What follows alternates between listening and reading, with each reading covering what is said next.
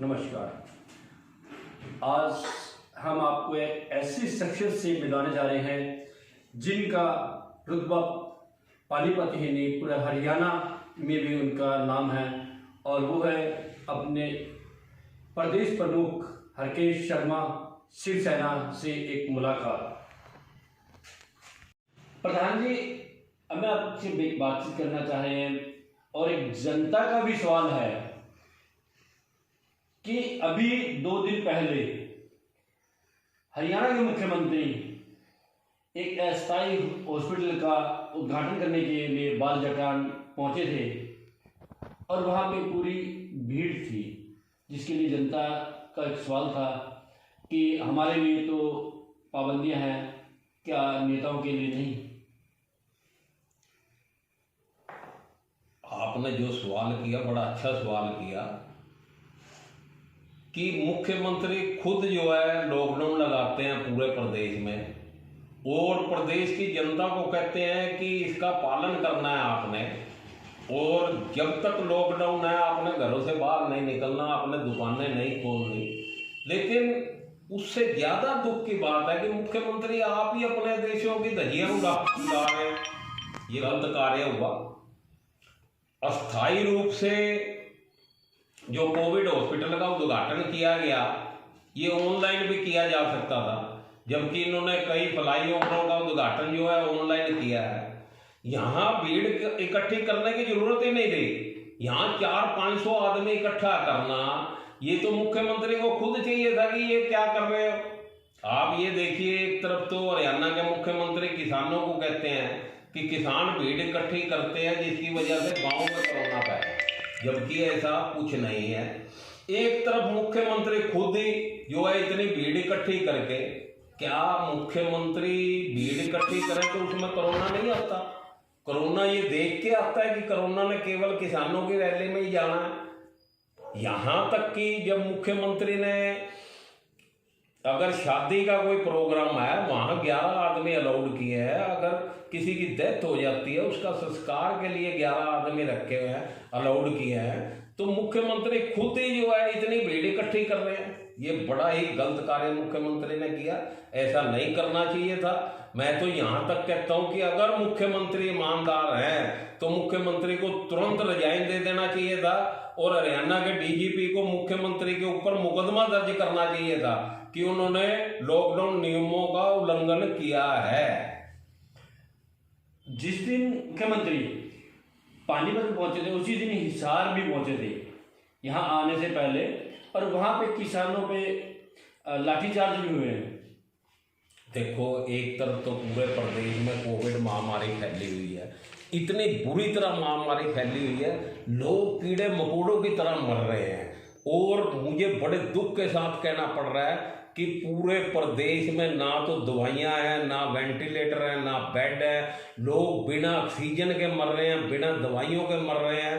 अब जाके जब लोग मरने लग गए दबादब, तब इन्होंने देखा कि हम ऑक्सीजन का प्रबंध करते हैं, हम बेड का प्रबंध करते हैं। मैं तो हैरान हो रहा हूँ। और दूसरी तरफ मुख्यमंत्री जो है जगह जगह जाकर उद्घाटन कर रहे हैं, ये बड़ा गलत कार्य है। मुख्यमंत्री को, जो मुख्यमंत्री ने हिसार जाकर किसानों के ऊपर लाठीचार्ज किया, यहाँ तक कि एक 50-60 साल की महिला जो खूनम खून थी, उसका सिर फटा हुआ था, कपड़े पूरे खून के साथ भरे हुए थे। और एक तरफ मुख्यमंत्री, मैं आपको याद दिलाना चाहता हूँ, विधानसभा में उन्होंने हुड्डा को कहा, जब हुड्डा के साथ एक एमएलए थी जो एक गाड़ी को खींच के लेके आ रही थी, तो मुख्यमंत्री रो पड़े, कहते मुझे बड़ा दुख लग रहा है कि एक महिला जो है वो एक बुग्गी खींच के लेके आ रही है। तो मैं पूछना चाहता हूँ मुख्यमंत्री जी, उसने तो बुग्गी का केवल दिखाया था आपको खींचने का, और आपने इस महिला के ऊपर एक इतने डंडे बरसाए कि वो लहू लुहान हो गई, तब आपकी आत्मा नहीं रोई, तब आपकी आंखों में आंसू नहीं आए। आप क्या कर रहे हो? आप प्रदेश का क्या हाल आपने कर दिया है। किसान अगर शांति से बैठा हुआ, उसको बैठे रहने दो।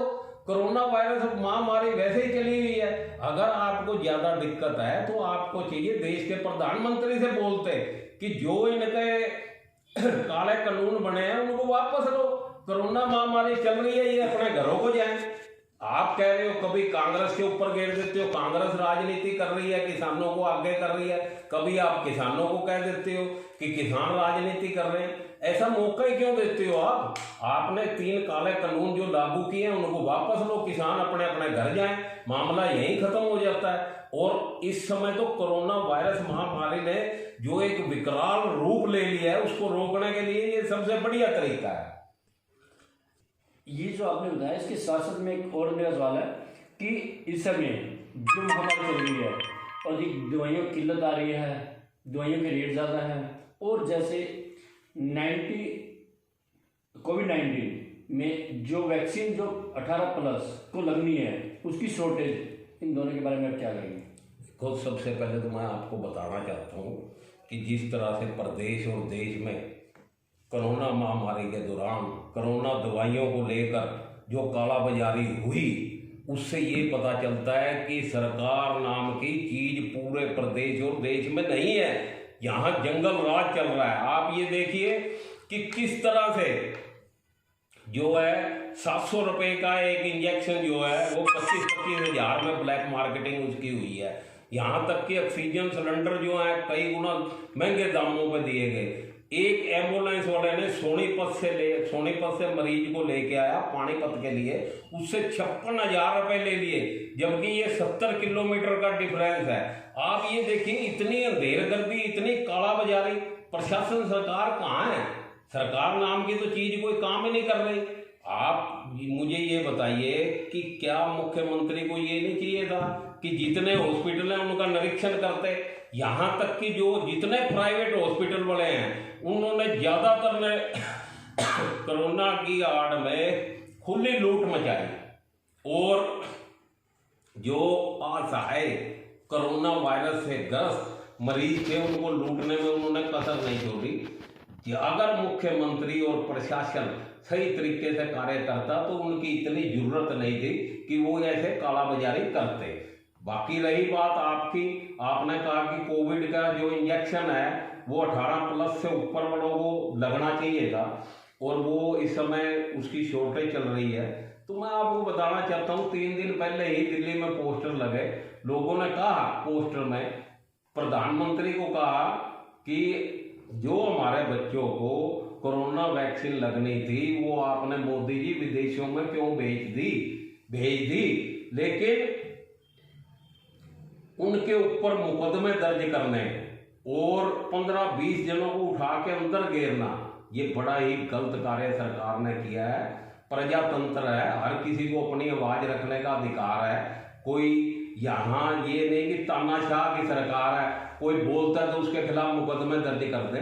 ये बड़ा ही गलत कार्य हुआ है, और सरकार को, यहाँ तक कि देश के प्रधानमंत्री जी को चाहिए था सबसे पहले वैक्सीन जो है सबसे पहले जो देश के नागरिक हैं उनको लगनी चाहिए थी। अगर स्टॉक में फालतू थी तो उनको बाहर भेजते। हम ये नहीं कहते कि हमारे पड़ोसी देश हैं उनको अगर जरूरत है तो उनको ना दो, लेकिन सबसे पहले हक देश के नागरिक का उस वैक्सीन पर बनता है। देश के नागरिक को वैक्सीन मिले ना और आप बाहर भेजो, ऐसा नहीं करना चाहिए। देश के यहाँ नागरिक मर रहे हैं और आप वैक्सीन बाहर भेज रहे हो, ये बड़ा ही गलत कार्य हुआ है। ऐसा नहीं होना चाहिए था। मैं वही कह रहा हूँ कि सरकार सिस्टम बैठाने में पूरी तरह फेल हो चुकी है। सरकार की कोई प्लानिंग नहीं है। अगर पूरी प्लानिंग से चलती, महाराष्ट्र में हमारे जो शिवसेना के जो उद्धव ठाकरे जी है महाराष्ट्र के मुख्यमंत्री, उन्होंने कैसे कोरोना पे वहाँ कंट्रोल कर लिया। वहाँ कोई ऑक्सीजन की कमी नहीं, वहाँ कोई बेड की कमी नहीं, वहाँ उन्होंने कोरोना, जबकि एशिया की सबसे बड़ी झोंपड़पट्टी वहाँ है मुंबई में, लेकिन उसके बावजूद उन्होंने वहाँ कोरोना बिल्कुल खत्म कर दिया। और आज की डेट में जो कोरोना की दूसरी लहर आई है उस पर भी कंट्रोल कर लिया उन्होंने, लेकिन यहाँ हाहाकार मची हुई है। इसीलिए क्योंकि सिस्टम बढ़ाना पड़ता है, सबको साथ लेके चलना पड़ता है।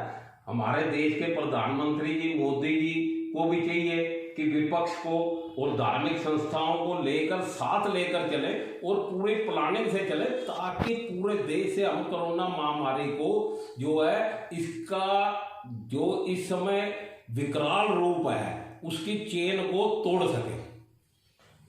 अभी के अंदर जो घोषणा हुई, लेकिन मध्य वर्ग के लिए कोई घोषणा नहीं है।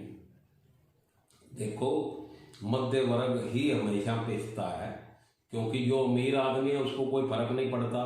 गरीब आदमी को जो धार्मिक संस्थाएं हैं वो राशन पानी पहुंचा देती है, लेकिन जो मध्य वर्ग है, जो दुकानदार है, उनके लिए सरकार को चाहिए था राहत पैकेज का ऐलान करना। मैं तो पूछना चाहता हूँ सरकार से, जब आपने फैमिली आईडी बनाई हुई है तो आप क्यों नहीं उनके जो फैमिली हेड है उसके अकाउंट में पैसे डालो और पूरी तरह महीने 2 महीने का लॉकडाउन लगाओ, पूरी तरह जैसे कर्फ्यू लगा होता है। और जब उनके अकाउंट में पैसे जाएंगे कोई क्यों घर से बाहर निकलेगा। और जो मध्य वर्ग के लोग हैं उन्होंने बैंकों की किस्तें भी देनी है, बिजली के बिल भी देने हैं। ये सरकार को चाहिए कि इस समय जो कोरोना महामारी है ये फैली हुई है और जो इनके मध्य वर्ग के लोग हैं जिनके रोजगार बंद पड़े हैं, दुकानें बंद पड़ी हैं, उनको राहत देने के लिए बिजली के बिल माफ किए जाए। और यहाँ तक कि जो बच्चे स्कूल में ऑनलाइन पढ़ रहे हैं उनकी फीसें जो हैं वो माफ होनी चाहिए। और जो बैंकों में उनकी किस्त जा रही है उसको जितनी देर लॉकडाउन है उसको आगे घेर देना चाहिए, उनके ऊपर कोई जोर जबरदस्ती नहीं करनी चाहिए। अभी पिछले दिनों सुनने में आया कि गंगा जी में लाशें तैर रही थी, उसके बारे में आप क्या कहेंगे? देखो, गंगा जी में जो लाशें तैर रही थी वो बड़ा ही गलत कार्य हुआ है। वो जो है बिहार और यूपी सरकार, ये दोनों के वहाँ से जो है जो कोविड के मरीज थे सिर्फ आंकड़े छुपाने के लिए, मुझे तो एक समझ नहीं आती कि देश में राज्य सरकारें आंकड़े क्यों छुपा रही हैं। मुंबई की तरह क्यों नहीं एकदम पिक्चर क्लियर रखते। आप देखो कि राजस्थान में इन्होंने दिखाया कि कोविड से 5000 मरीज मरे हैं, जबकि वहाँ 1 लाख से ऊपर उन्होंने डेथ सर्टिफिकेट इशू कर दिए। वो लोग कहाँ हैं? ये सिर्फ आंकड़ों को छुपाने का खेल खेला जा रहा है, ये बड़ा ही गलत है। इन्होंने क्या किया, लाशें घेर दी उसमें गंगा में, और गंगा में घेर के इन्होंने कहा चलो पता नहीं चलेगा। लेकिन जब लाशें तैरती दिखी तो उस समय जो है मुझे तो बड़ा दुख लगा कि देश का जो नेशनल मीडिया है उसने भी चुप्पी साध ली। एक सुशांत राजपूत या रिया चक्रवर्ती को लेकर 3-3 महीने डिबेट करने वाला नेशनल मीडिया जुबान तक नहीं खोल रहा। इसको हम गोदी मीडिया कहते हैं। ये मोदी जी के बिके हुए हैं, जबकि इनको अपना वहां गंगा में जो लाशें तैर रही थी उसके बारे में बोलते और उसके बारे में डिबेट कराते, लेकिन इन्होंने ऐसा नहीं किया। यहां तक कि देश के प्रधानमंत्री जी ने एक बार भी नहीं बोला कि गंगा में जो लाशें इतनी तैर रही हैं, सिर्फ चुप्पी साध के बैठ गए। और यहाँ जब कलकत्ता में इलेक्शन थे बंगाल में, आप देखो बंगाल के इलेक्शनों में कैसे भीड़ इकट्ठी हुई, कैसे जो है देश के प्रधानमंत्री और देश के गृह मंत्री ने पूरा जो है अपना कोरोना महामारी की धज्जियां उड़ाई। इन्होंने जो है उस टाइम जो भीड़ इकट्ठी करी, जबकि ऐसा नहीं करना चाहिए था, भीड़ इकट्ठी नहीं करनी चाहिए थी। इलेक्शन ना होता, इलेक्शन को कैंसिल कर देते, लेकिन चुनाव आयोग भी चुप रहा। चुनाव आयोग को हाईकोर्ट ने भी कहा कि आपने गलत कार्य किया है। एक चुनाव आयोग टीएन शेषन था, आपने अगर उसके मुकाबले 5% भी काम किया होता तो देश आपकी आज वाहवाही करता, लेकिन आपने तो 5% भी कार्य नहीं किया। तो मैं आपको बताना चाहता हूँ कि इस समय सारी चीजें छोड़कर देश के, मैं तो कहता हूँ कि परम पिता परमात्मा जो है सरकार को, देश के प्रधानमंत्री जी को सद्बुद्धि दे और वो अच्छे कार्य करे कोरोना की रोकथाम के लिए, ताकि जो गरीब आदमी, मध्य वर्ग आदमी जो कोरोना महामारी की चपेट में आया हुआ है वो बच सके और कोरोना महामारी देश से खत्म हो।